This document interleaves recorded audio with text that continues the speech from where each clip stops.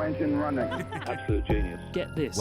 Welcome. This is the show where we bring you Science. What that essentially means is discoveries, Advances. questions, Research. technology. Unbelievable. Without further ado, This is The Naked Scientists. Hello, welcome to The Naked Scientists, the programme that brings you the latest breakthroughs in science, technology and medicine with me, Chris Smith. And me, Will Tingle. And this week we're looking at the UN treaty, which hopes to turn the tide on the biodiversity crisis in the ocean. Will it work? And will protecting 30% of the high seas be sufficient? The Naked Scientists podcast is powered by ukfast.co.uk.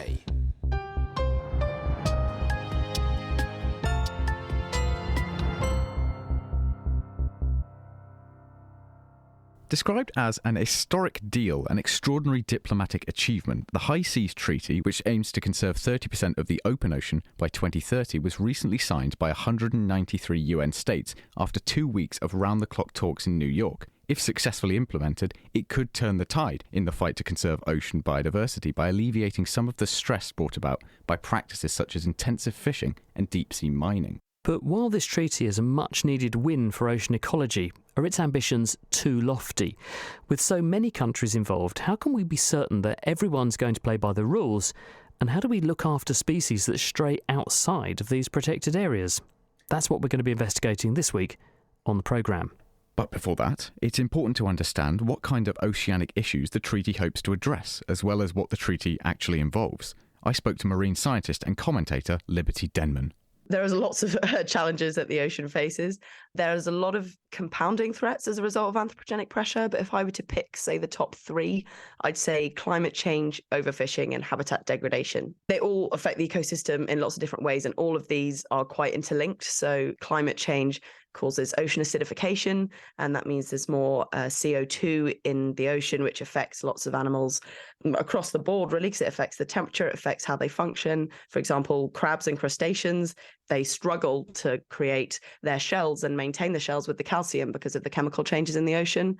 Overfishing and habitat degradation, also hugely linked to climate change, but also issues in their own right. So obviously overfishing, if you're continuously taking more than the populations can keep up with, after a while you end up with nothing left, and they all naturally rely on their habitat. So when that is degraded, you're also impacting their ability for the ecosystem to be resilient. And now we have this High Seas Treaty then to try and remediate some of these issues. But before we get into what it does, what are the high seas? The high seas are the waters extending beyond a nation's economic exclusive zone, which is typically 200 nautical miles offshore. This comprises approximately 2/3 of the ocean, and yet only 1 to 1.2% of it is protected currently, which obviously is not a great statistic. And we're trying to get that number up to 30% from 1%. Yes. So we have higher than 1% across the entire ocean. That's obviously just within the high seas. But the High Seas Treaty, that's now seen 193 signatures from the UN member states, which is amazing, establishes a legal framework that will finally allow countries to designate international waters as MPAs if agreed by consensus. So this is particularly groundbreaking, as from previous negotiations, we have been set the target coined 30 by 30, which you just mentioned. Naturally, a huge amount of that responsibility comes under those waters, and we need to be able to protect what lies within the high seas. So this allows us to actually begin to implement this, which is really exciting. Are there particular areas of the high seas that this treaty is going to focus on conserving?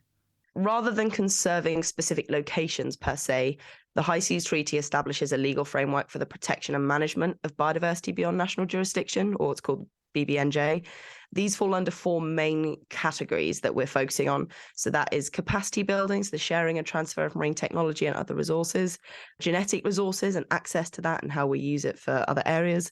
Then there's area-based managements for things like MPAs that we've just been talking about, and also environmental impact assessments, which are particularly relevant in the deep sea, whether it is for mining, fisheries, or any other extractive activities. So is that saying we're conserving 30% of the ocean, but it's not one specific place that we're trying to conserve? No, ultimately, we need to identify exactly where we're going to conserve based off of those qualities. So all of these particularly key areas that come under the BBNJ, we're going to be focusing our efforts based off of that. And there will be particular areas that fall into that. So there may be, magnesium nodules in the deep sea. And while they're very, very desired, we also need to protect them because they're a very key environment. And we don't know how that's going to affect the entire ecosystem, because the deep sea has been functioning for Well, for longer than we can possibly fathom. So for us to now go in and be changing it at the rate we are, we need to understand these systems before we can exploit them, because we don't know the ramifications that's going to have. So that's step one, is it? Finding out where best to conserve. Yes, and also the other thing is time is naturally of the essence. So we can't spend all our time just understanding. Naturally, we do actually need to implement these rules and these obligations, but we don't have sort of set places that we're going, right, the High Seas Treaty says here, here, and here will be designated. It will be based off of the discussions that have been around the BBNJ. These areas that are going to be turned into MPAs, are they a complete no-go zone, or is there sort of tiers to which fishing vessels or mining vessels can enter? This is where marine protection and marine protected areas is particularly complex. And it's also very difficult for someone who isn't necessarily in the space to follow, because a headline will say, yes, we've protected this area. But what does that actually mean? It doesn't always mean nothing is happening there. And that is the goal. So at this point, we do need site-based protection. So we need to use an area-based approach, which will actually protect the whole area, sort of surface to sea floor. And that is really important, because otherwise you end up with allowing some things and not others, and it may not actually be protecting that part of the ocean as effectively as it needs to. Why did it take 15 years to implement this?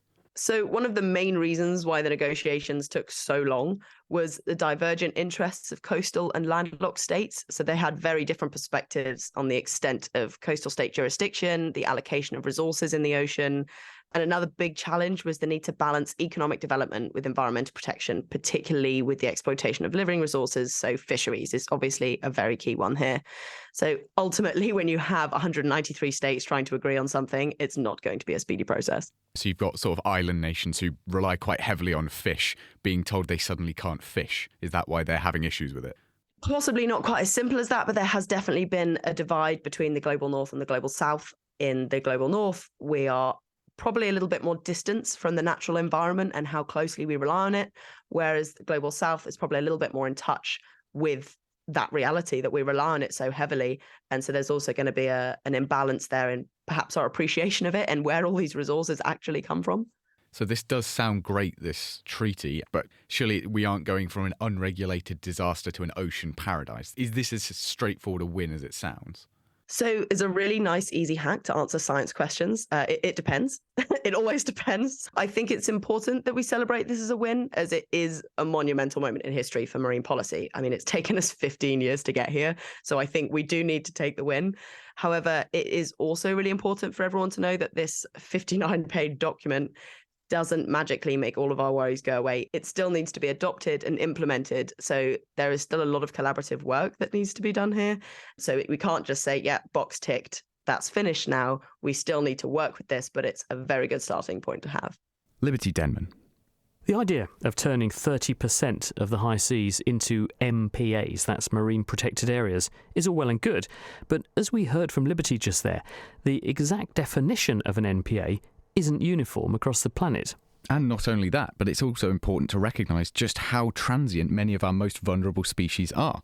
The ocean doesn't stay still, nor does it respect the legal borders that we put up. So how do we continue to conserve organisms that stray out of these marine protected areas? And is there anything to prevent the more nefarious fishing regimes from just waiting outside the protected zones, or ignoring them completely? I spoke to Kirsten Thompson, who's at Exeter University, to find out how we might protect our more transient species and what an ideal MPA looks like. We would hope that the protection would be a strong level of protection. So more like a marine reserve or a no-take zone where you can't necessarily do any fishing, or you could not extract oil and gas or create lots of noise pollution. So we would hope that this network would give these areas an ability to recover so that those fish stocks can improve, where they can be safe havens, for instance, breeding animals, breeding, say, sharks, whales, dolphins. We'd really want those areas to be reserves so that those populations can increase over time, because we've actually exploited the oceans already quite significantly, and those areas need this time to recover. Are the areas contiguous? Because just listening to what you were saying there, if I were, say, a whale shark that spends some of its life off the coast of Western Australia, and then it migrates and takes a massive journey almost all the way around the globe going from A to B, if it doesn't remain continuously in a marine protected area, then it's vulnerable when it's not. So we're really looking at a network of protected areas. So they need to be large enough to support the species that are within these particular areas, but also they need to be connected and well connected so that those migratory species can pass right across the oceans and have some level of protection throughout their migrations. And that's really important for many of these species that undergo these really long and large-scale migrations right across ocean basins. I'm minded of research which it's almost smacks, as one Australian researcher put it to me, research into the blinking obvious. But when one looks at the graph of how much land area is apportioned to, say, pandas in China, people are saying, look, they've got lots of space to live in, so why are their numbers in decline? And it took somebody else to then say, well, let's look at how well connected those bits of land are. In fact, they're tiny morsels of land with human encroachment separating them all. So the amount of free roaming those animals can do is relatively minimal. And are we not in danger of, it looks good from far, this 30% of the world's oceans, good starting point, but if they're not in the right places and joined up in the right way, they're not going to deliver. Yeah, exactly. It needs to be effective protection. And for it to be effective, they need to be well connected, and there needs to be a high level of protection within these areas. And of course, they need to be designed so that they're in the right place. And so it might take a bit of time and monitoring to see whether when we first put these areas together and draw these lines on the map, we might need to monitor their efficacy over time to make sure that we've got it right. Who's going to do that, do you think? And will this come down to individual countries, or will there be some kind of overarching organisation that will have some kind of ability to give sanction or some teeth, if you like, to make sure that this is done appropriately and consistently? Because one of the other things we've seen with other initiatives, especially environmental and conservation initiatives, is if the power's in the wrong hands and there's no way to predate miscreants, then standards slip.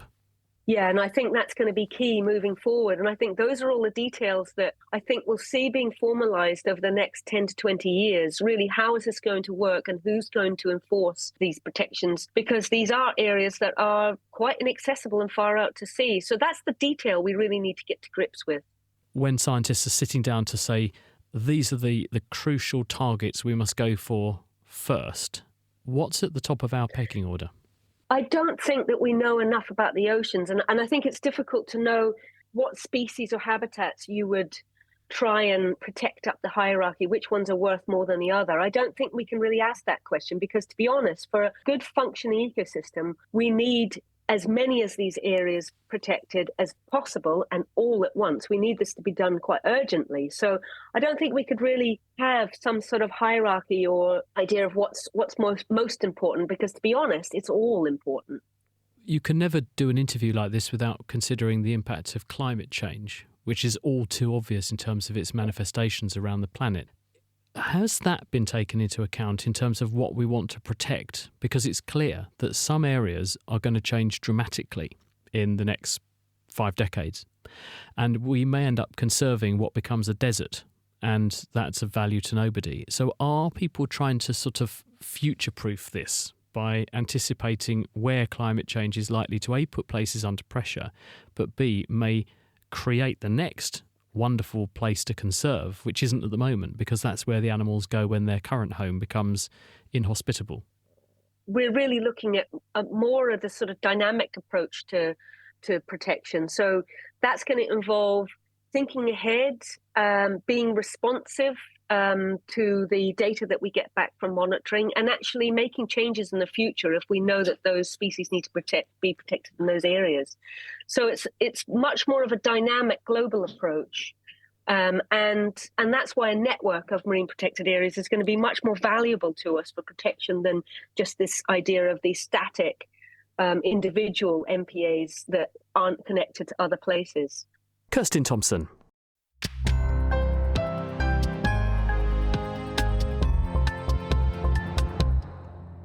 It's The Naked Scientists with Chris Smith and Will Tingle. And this week we are looking at the High Seas Treaty, signed by 193 member states to try to conserve 30% of the open oceans by 2030. Shortly, might eavesdropping on animal conversations reveal what the sea's inhabitants think about these initiatives? But first, now that the treaty exists and the groundwork is laid, What happens next? The reaction to the treaty has been an almost uniform one of, this is a good start, but a lot more needs to be done. This lone announcement is absolutely not a cure for all of the ocean's ills. And it's not just an ecological issue, it's an economic one as well. The value of the ecosystem services of the open ocean account to tens of trillions of dollars. In carbon terms alone, since 1870, the value of carbon capture by the deep ocean is close to 30 trillion. So how do we balance the protection of these areas with the economic needs of fishing, mining and carbon capture, for instance? And what about the industries and economies that already have existing vested interests in the very same parts of the ocean? Well, with us now is Guy Standing. He's the author of The Blue Commons, Rescuing the Economy of the Sea. He's been listening to the programme so far. What do you make of what we've heard so far, Guy? Well, I think the euphoria of the new treaty is slightly overdone. We are not in a beginning of a process. The United Nations Convention on the Law of the Sea, which is called UNCLOS, was drawn up in 1982 and regarded by the Secretary General of the United Nations at the time as the most significant legal document of the 20th century. And that convention only came into effect 12 years later when sufficient countries had ratified it.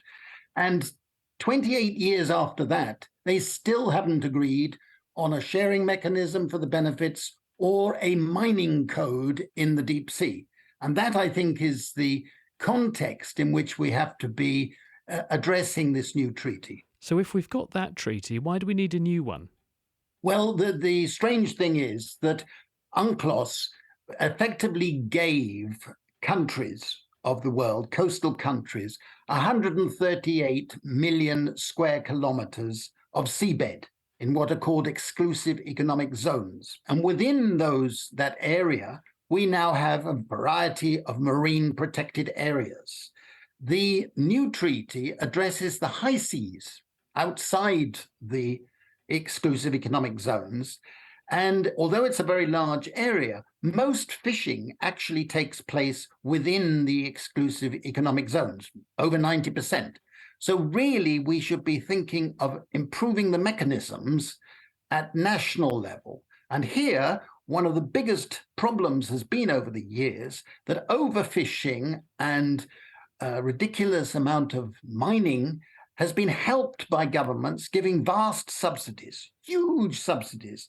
Over $40 billion a year are given in subsidies. Without those subsidies, we would not have high seas fishing at all, because the costs of fuel subsidies are sufficient that they wouldn't be doing it. If we've got a country and it's got a significant vested interest in an area, exploiting it through mining, subsea mining or whatever, what happens to that industry with this new treaty? Well, I don't think the mining question is going to be helped by this new treaty at all, if I'm honest, because essentially the International Seabed Authority, which was set up by UNCLOS, which only came to effect in 1994 in Kingston, Jamaica, is meant to be drawing up a code of practice for deep sea mining. And it has failed to do so in 28 years, and there's no real prospect. And we're going to see a Wild West bonanza frenzy of deep sea mining starting in July this year, as I've written about. The problem with the deep sea mining frenzy is that a little country called Nauru, backed by a Canadian mining company, noticed a clause in the UNCLOS which said that if a country applies to start deep sea mining, the ISA has precisely 2 years to draw up a code, otherwise they will go ahead. And the problem is Nauru applied in June 2021, and in June this year, because there's no prospect of such a mining code, they'll be able to go ahead unless somehow we're going to get an international moratorium. But that has not been addressed by the Oceans Treaty, and it is a huge problem on the horizon. And so what will be the consequences then? This is basically open season for anyone who wants to get out there and prospect on the seafloor. It's going to be ecologically catastrophic, because we're talking about disturbing the seabed at vast depths with vast noise, with vast machinery and so on. And they are absolutely right to be really scared on our behalf and on nature's behalf about the damage that this can do. So we are facing an ecological challenge this year that is truly frightening. Let's pretend I wave a magic wand and suddenly it's active. What happens to all these ventures once the treaty kicks in and they're on someone's turf that's covered by the treaty? You've got to realize that everything takes time. And first of all, you've got to get countries, governments of member countries to sign, to ratify. That's the first process. And you've got to get a sufficient number to ratify.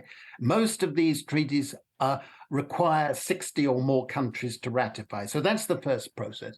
The second thing, you've got to then set up an institutional mechanism, a body, to put into effect the commitments that have been made in this fairly long and rather abstract treaty, 59 pages.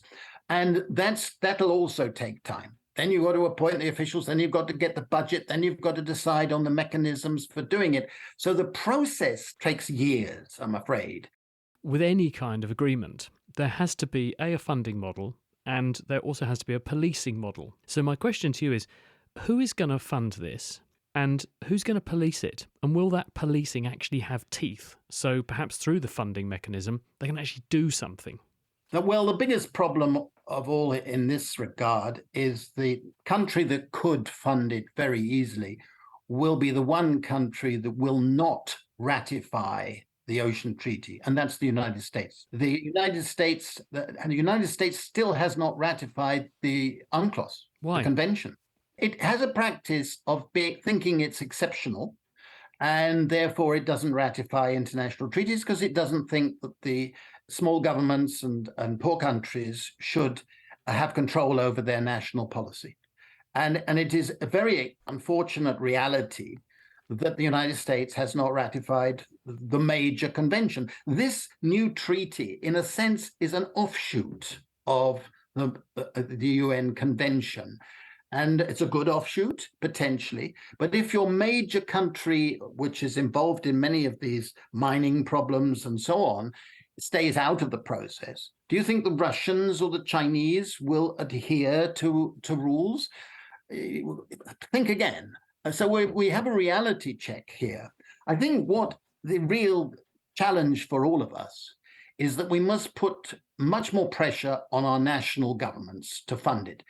Under austerity in Britain, they've slashed the budget for the Marine Management Organization, slashed the budget.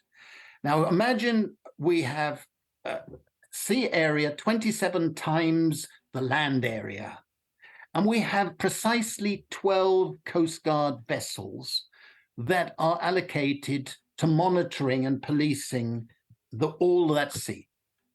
This is a bad joke. And when an MP proposed an amendment to the Fisheries Bill in 2020 that there should be a ban on all industrial fishing in our marine protected areas, the government vetoed that. They vetoed that. So we don't have a serious commitment. We have a rhetorical commitment, but not a serious one. Our biggest marine protected area is off Tristan da Cunha. It's 700,000 square kilometers. Do you think we have the capacity to monitor and police that area?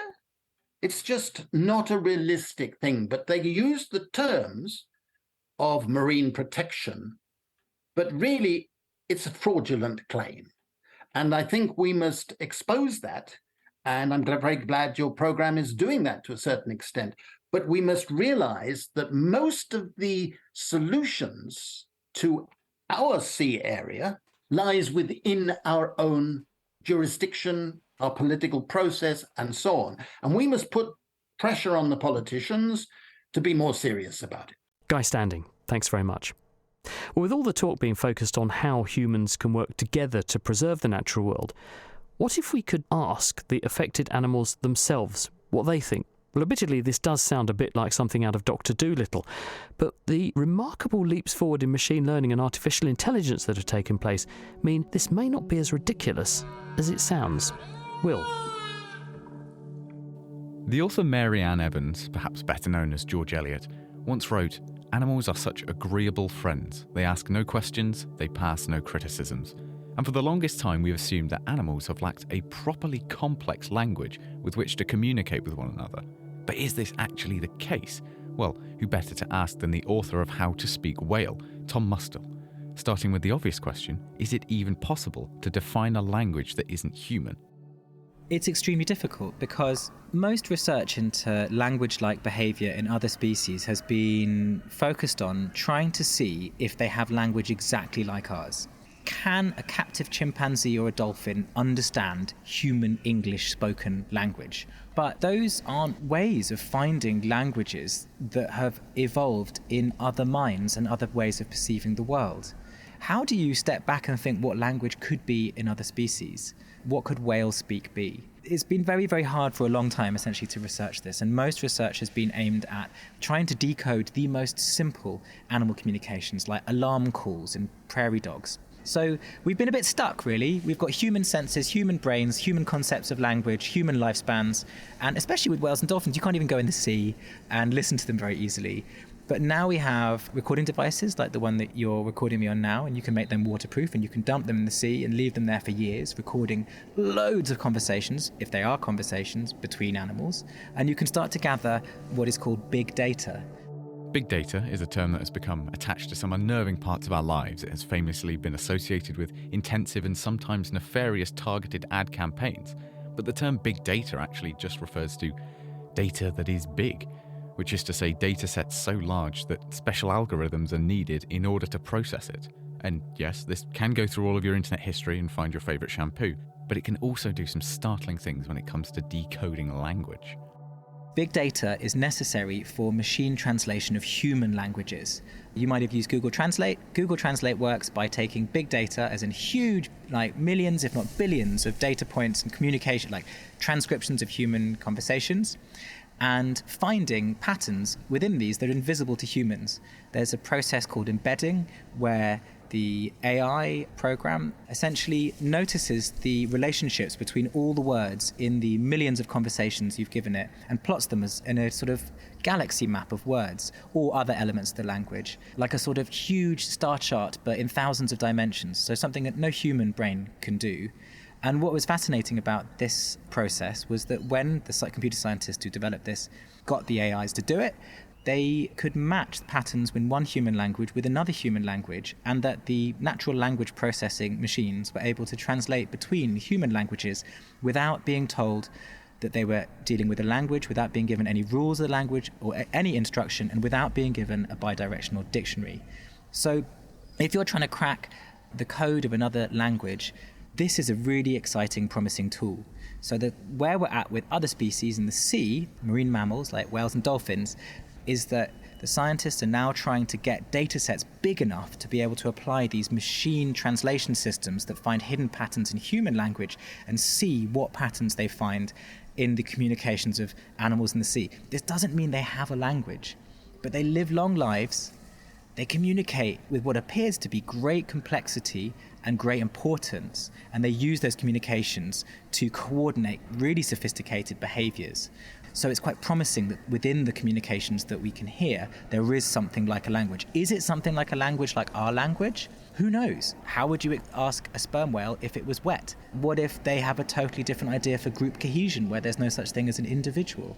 There's no real material culture in the sea, where everything washes around all the time and you can't make fire. And if you haven't got any hands, how do you explain sort of possessions and things you might make? So maybe there we could discover things that seem like languages, but that have such different patterns in them that there's no way of translating between them and our languages. But this is just the beginning.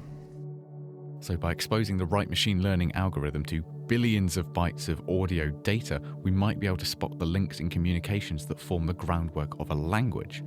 But if this is a success, does the question then shift from how do we speak to whales to why should we speak to whales? Could opening a dialogue with these organisms help us to help them? Yes, I think it really could, and that's the reason a lot of these scientists are doing this work, is that they believe that we protect what we relate to. And being able to express your emotions and talk is something humans really prize, and we think it's quite special to us. If we see other animals that can do that, it makes so explicit that they have inner worlds. If we could understand the kinds of things they're talking about, not only would we feel potentially more empathetic towards them and care more about them, but it might also lead us to things that we don't realize, problems for them. We have to just guess at what human activities make life hard for in other species at the moment. But maybe there are things we could do to help that they could help us discover. I think there's another element to this as well, and why this treaty is of such importance now. We spend billions upon billions of dollars trying to look for life in space, trying to travel to other planets or our own moon. We spend billions of dollars on things like particle accelerators and telescopes looking for subatomic particles that might or might not exist, or planets and solar systems that might or might not exist. None of the things that they are investigating have a chance of going extinct within our lifetimes. The moon's going to be there, Mars is going to be there, subatomic particles, whether or not they exist, are going to be there, distant galaxies that have actually expired before the birth of our own. That is not going to change whether they're there, but swimming alongside us, we're in London right now, a few miles from here, are potentially the only other conscious entities in the universe that we might ever have a chance of having a conversation with. And they are being hammered by the way we are treating them. So this is of the utmost importance. We might go to other solar systems, we might go to Mars, there is no evidence we're going to find somebody we could talk to. These are our cousins, our relatives here on Earth, and without treaties like this, we will live alongside them. They might go extinct, and only in the future will we realize what we'd lost.